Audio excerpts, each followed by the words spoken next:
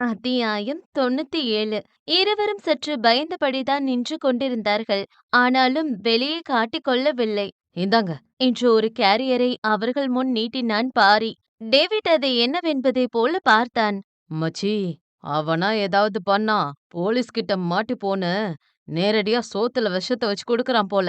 Kevin வேறு சும்மா இல்லாமல் அவனை பயமுறுத்தி கொண்டே இருந்தான். டேய், நீ வேற சும்மா இருடா, நானே பயத்துல இருக்கேன் என்றவன் "அ, இது என்ன?" என்றான் சற்று பயந்தபடி. "ஆ, அணுகுண்டு." பாரி அலட்டிக் கொள்ளாமல் சொல்ல அவர்கள் முகத்தில் மரண பீதி. "அணுகுண்டா? போச்சுடா, உன் கூட சேர்ந்து எல்லாரையும் போட்டு தள்ள நினைச்சிட்டா போல. டேய், நீ இப்போ வாய மூடல, உன் சங்க கடிச்சிருவேன். பார்த்தா தெரியலையா, டிஃபன் கேரியர்" என்றான் கொஞ்சம் மிரட்டும்படி. "அ, இது எதுக்கு என்கிட்ட தரீங்க?" தயங்கியபடியே கேட்டான். "ஏன்னா அவன் உன்னதாண்டா கொல்ல போறான். அப்புறம் உன்கிட்ட தராம வேற யார்கிட்ட தருவான்?" கெவின் வேறு ஹஸ்கி வாய்ஸில் சொல்லிக் கொண்டிருந்தான். "ஏன்டா?" என்பதை போல பார்த்தான் டேவிட். "இத அருவிக்கிட்ட கொடு." இருவரும் விழித்தார்கள். "என்ன? என்ன? கொண்டு போய் கொடுங்க." "ஆனா ஆனா நீங்க கொடுத்ததுன்னு சொன்னா அருவி சாப்பிட மாட்டாளே." சற்று பயந்தபடியே சொன்னார்கள். "அது ஏன் பிரச்சனை இல்ல. அவ இத சாப்பிடணும். அதுக்கு நீங்க தான் பொறுப்பு." "அ, ஒருவேளை அவ வேண்டான்னு சொன்னா?" பயந்தபடியே கேட்டார்கள். "மயக்க மருந்தே போடாம குடல கையாலே உருவி எடுக்கிறது எப்படின்னு உங்க வாத்திங்க சொல்லிக் கொடுத்திருக்காங்களா?" இருவரும் மிரட்சியுடன் இல்லை என்று தலையாட்டினார்கள்.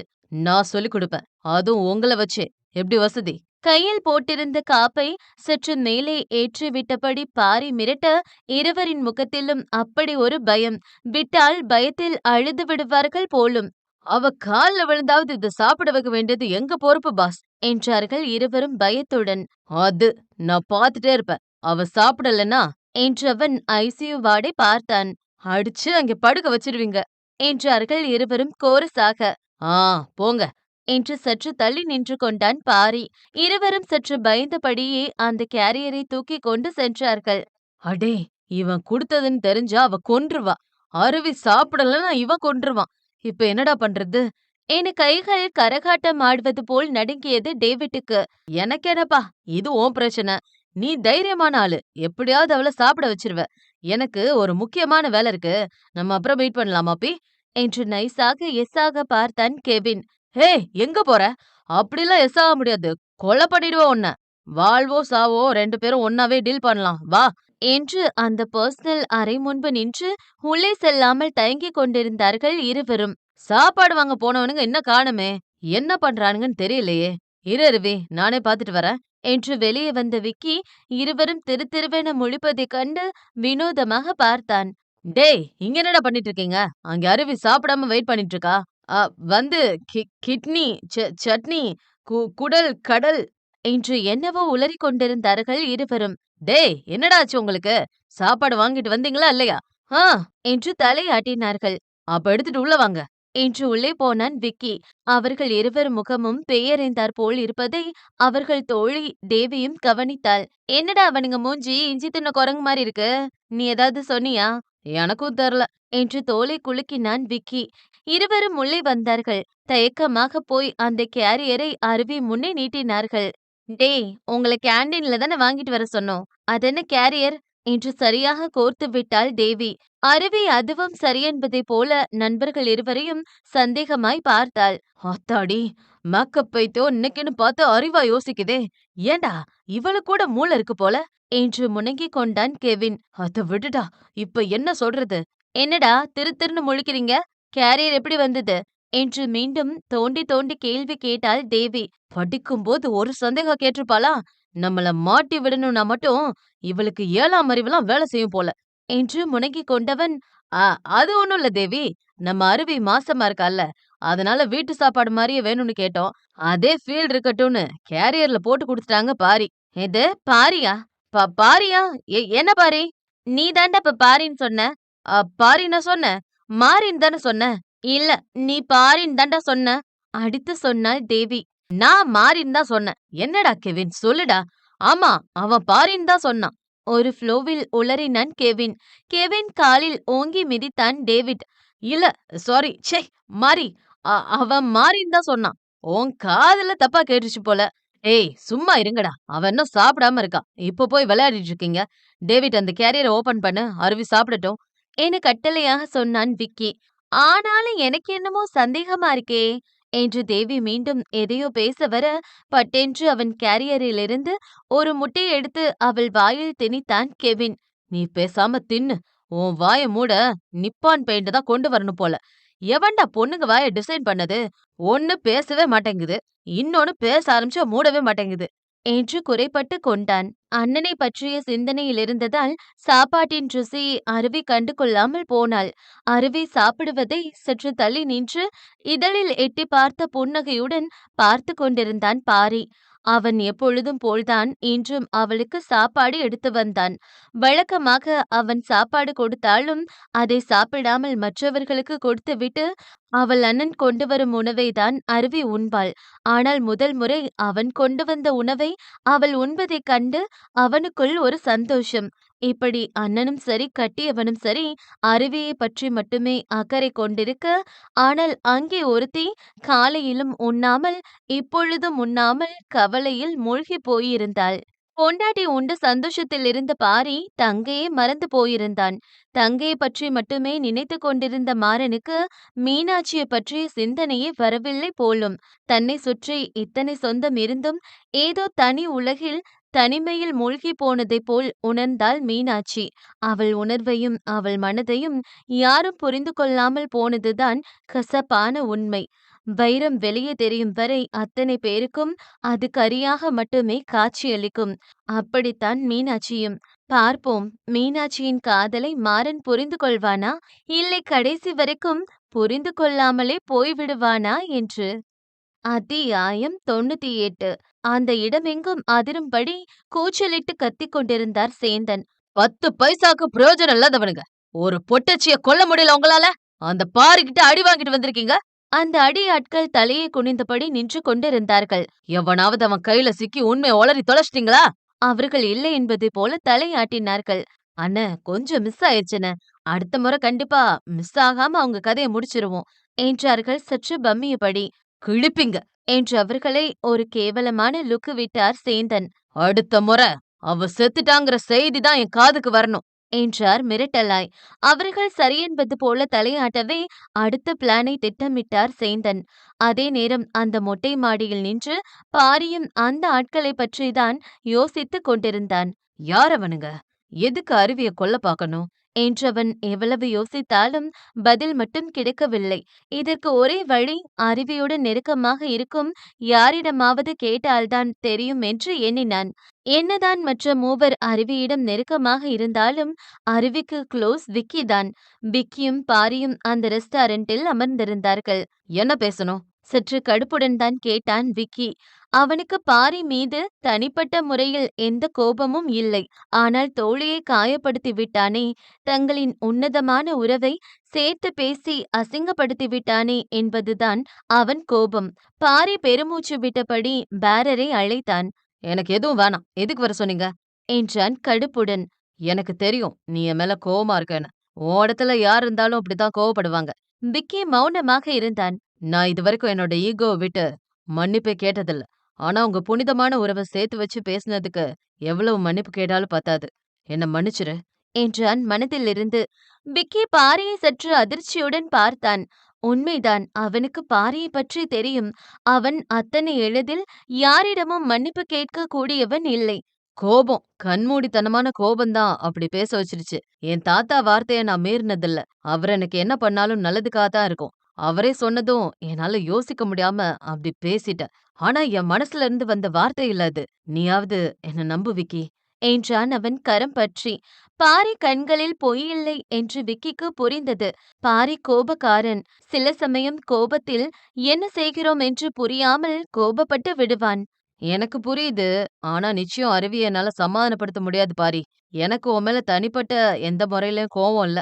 தெரியும். அருவிய நான் பாத்துக்கிறேன். ஆனா இப்ப நான் வந்தது வேற விஷயமா என்று பார்க்கில் நடந்த சம்பவத்தை சொன்னான். விக்கி கண்கள் அதிர்ச்சியில் விரிந்தது. எனக்கு இப்ப தெரிய வேண்டியது ஒண்ணுதான். அருவிய கொல்ற அளவுக்கு யாருக்கு அவன் மேல கோபம்? விக்கி யோசித்தான். அவனுக்கு இருவர் மீதுதான் சந்தேகம். பாரியிடம் அவர்களை பற்றி சொன்னான். பாரி யோசனையில் ஆழ்ந்தான். மீனாட்சிக்கு விடுமுறை என்பதால் ஒரு வாரம் துணியையும் சேர்த்து பின்பக்கமாய் துவைத்துக் கொண்டிருந்தாள். வழக்கம் போல் அவள் சித்திகள் அட்வைஸ் மழை பொழிந்து கொண்டிருந்தார்கள். மீனாட்சி, இப்படி ஸ்கூல் போறது உன் வேலைய பாக்குறதுன்னு இருந்தா எப்படி? வேற என்ன பண்ணணும் சித்தி? என்றாள் துணிக்கு சோப்பு போட்டபடி. என்னடி இவ? உன் வயசு பொண்ணுங்கெல்லாம் இடுப்புல ஒண்ணு வயித்துல ஒண்ணுன்னு சுத்திட்டு இருக்காளுங்க. நீ என்னன்னா என்ன பண்ணணும்னு கேக்குற? குயிலி குறைபட்டு கொண்டார். அவள் இதழுக்கே வலிக்காமல் கசந்த புன்னகை சிந்திக் கொண்டாள். "ம்ஹும். எனக்கும் அவருக்கும் டிவோர்ஸ் ஆக போது சித்தி. வலி நிறைந்த வரிகள் அது. ஆனா இன்னும் ஆகலைலடி.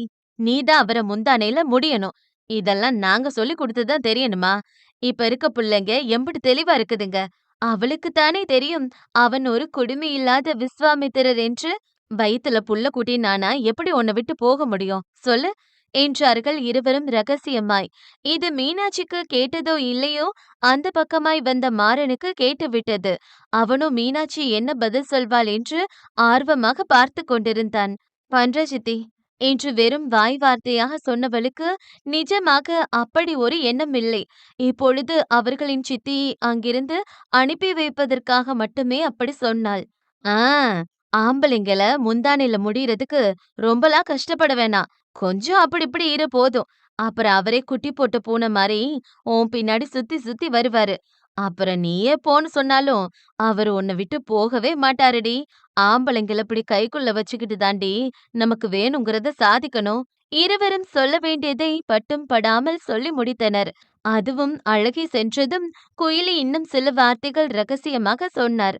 உன்னை விட வயசுல சின்னவ அந்த அருவி. அவளுக்கு குழந்தை பிறக்க போகுது. ஆனா நீ இன்னும் உண்டாகாம இருந்தா உனக்கு ஏதோ குறை. அதனாலதான் மாப்பிள்ளை உன்னை டிவோர்ஸ் பண்றாருன்னு ஊரு சனம் பேசும். அது மட்டும் இல்ல. என்னதான் நாத்தனார் கூட ஒண்ணு மண்ணா இருந்தாலும் இந்த விஷயத்துல போட்டி வேணும்டி. அவளுக்கு முன்னாடி நீ புள்ள பெத்தெடுக்க வேணாமா? அதெல்லாம் உன் சாமர்த்தியம்தான்.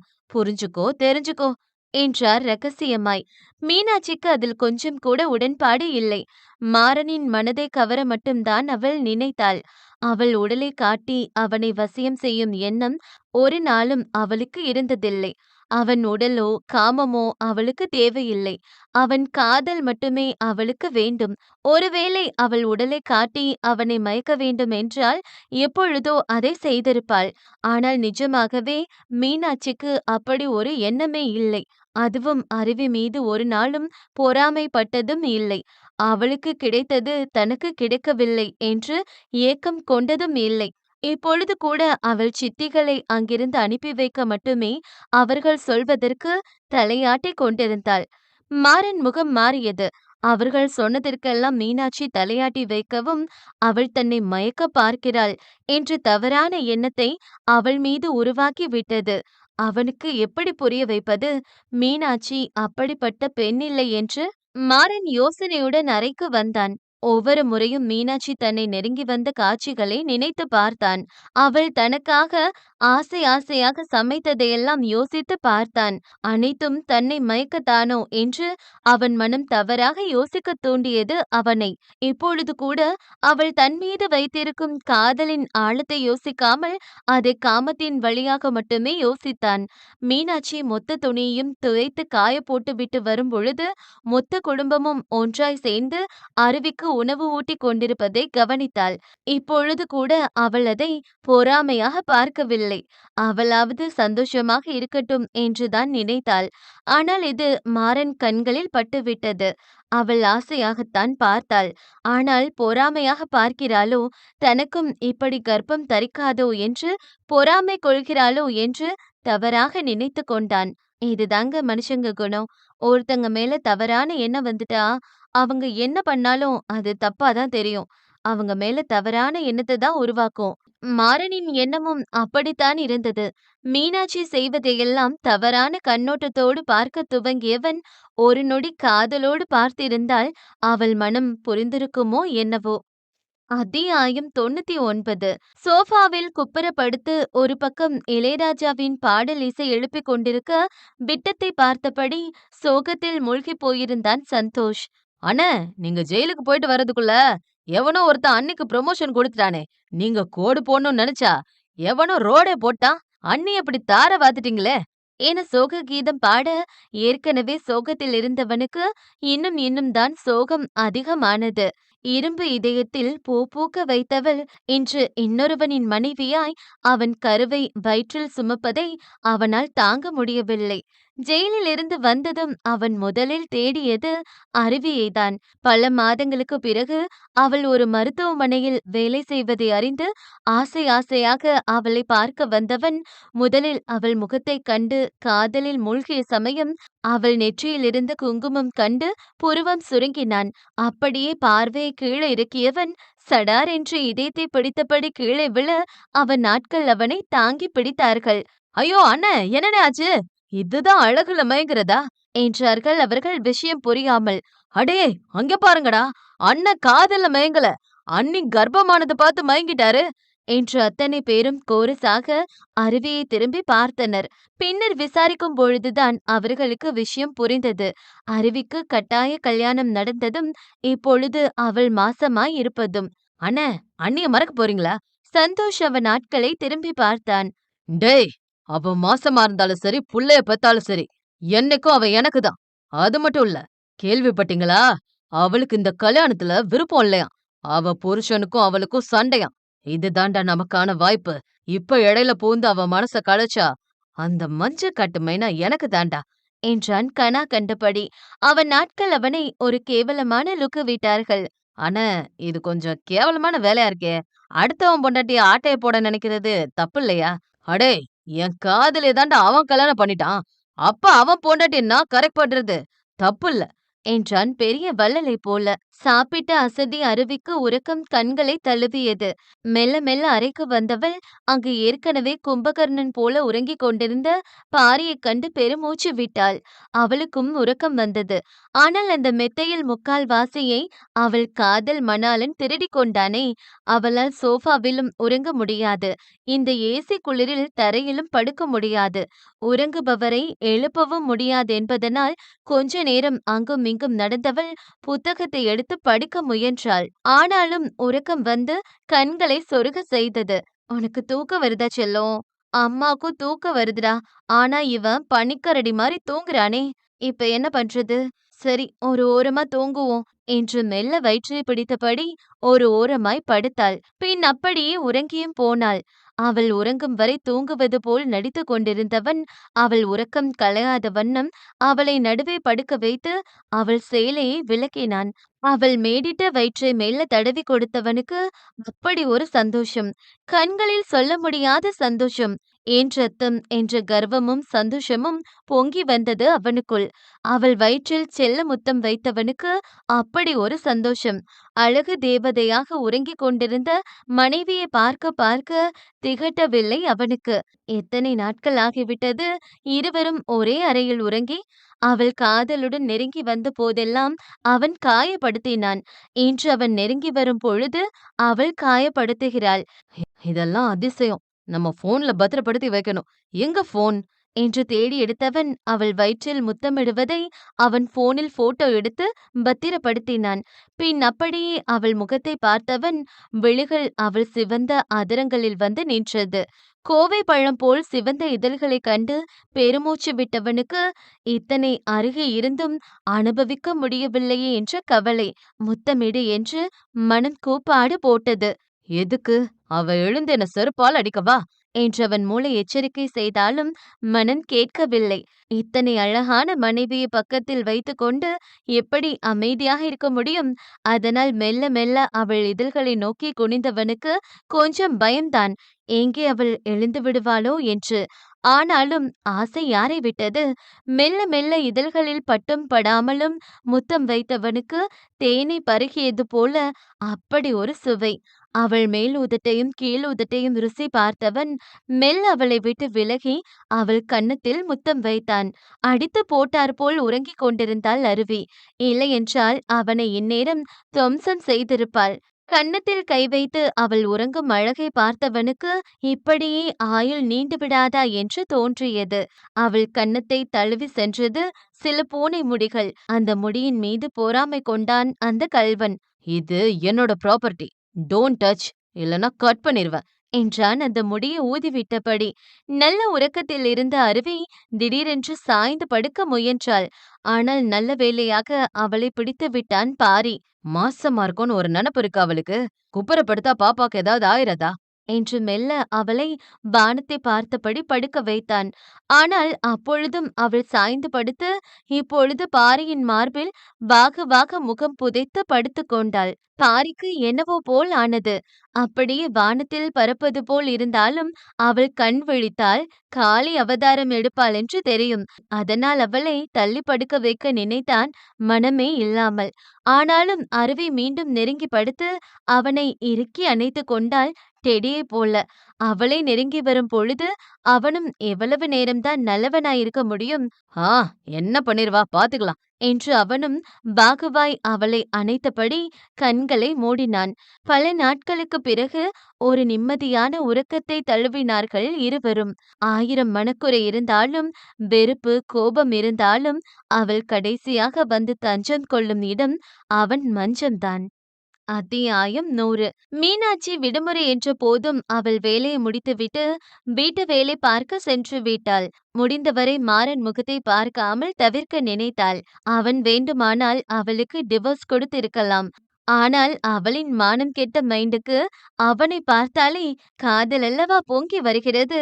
அதனால் முடிந்தவரை அவனை விட்டு விலகி இருக்கவே எண்ணினாள். ஏண்டி மீனாட்சி, எதுக்குடி இப்ப குட்டி போட்ட பூனை மாதிரி சமையல் கட்டே சுத்தி சுத்தி வர? அவள் சித்தி அவளை ஒரு மார்க்கமாய் பார்த்தார். ஆ, இல்ல, உங்களுக்கு ஒத்தாசையா? அவள் சற்று பம்மியபடி சொன்னாள். அவளுக்கு தானே தெரியும், மாடிக்கு போனால் கணவனை சந்திக்க வேண்டும் என்று. அதெல்லாம் நாங்க பாத்துக்கிறோம். நீ போய் உன் புருஷன் கூட இருடி. ஆமா, இருந்தா மட்டும் அப்படியே கொஞ்சி தீத்துருவாரு பாரு. கடுப்புடன் முணங்கிக் கொண்டவளுக்கு அவர்களிடம் சொல்ல முடியவில்லை. ஆ, இல்ல சித்தி, நான் இன்னும் கொஞ்சம் வேலை இருக்கு, முடிச்சிட்டு போறேன் என்றாள் சமாளிக்கும் பொருட்டு. அதெல்லாம் ஒண்ணு வேணாம், நீ போ, நாங்க பாத்துக்கிறோம் என்றவள் மறுக்க மறுக்க அவளை அனுப்பி வைத்தார்கள். சலிப்பாக வந்தது மீனாட்சிக்கு. நிஜமாய் அவன் முகம் பார்த்தாலே அவளுக்கு காதல்தான் கன்னா பின்னா என்று திரண்டு வருகிறது பாலை போல். அவளையும் அறியாமல் அவள் கண்கள் அவன் பக்கமாய்தான் சென்று வருகிறது. நிச்சயம் அவனுடன் ஒரே அறையில் இருந்தால் அப்பட்டமாய் அவனை சைட்டடித்து மாட்டிக்கொள்வோம் என்று புரிகிறது. உடலெங்கும் வேர்த்து அசதியாக இருந்தது. குளிக்க வேண்டும் போல் இருந்தது. உள்ள போலாமா வேணாமா என்று நகத்தை கடித்தபடி கதவருகே நின்றவளுக்கு அவளை நினைத்தே அசிங்கமாக இருந்தது. அவள் ஒரு ஆசிரியை. அவளை பார்த்து மாணவர்கள் பயந்து கொண்டிருக்க, அவளோ கட்டியவனுக்கு சிறுபிள்ளை போல் பயந்து கொண்டிருக்கிறாள். மெல்ல கதவில் தட்டி பார்த்தாள். உள்ள வரலாமா என்று. ஒரு 2 நொடி கடந்தும் அறைக்குள் இருந்து எந்த சத்தமும் வராமல் போகவே இவள் மெல்ல உள்ளே சென்றாள். அறை காலியாகத்தான் இருந்தது. மாறன் உள்ளே இல்லை போலும். ஆளே இல்லாத ரோட்டில் மணியடித்தது போல் ஆளே இல்லாத ரூமுக்குத்தான் இவ்வளவு நேரம் கதவு தட்டிக் கொண்டிருந்தாள் போலும்.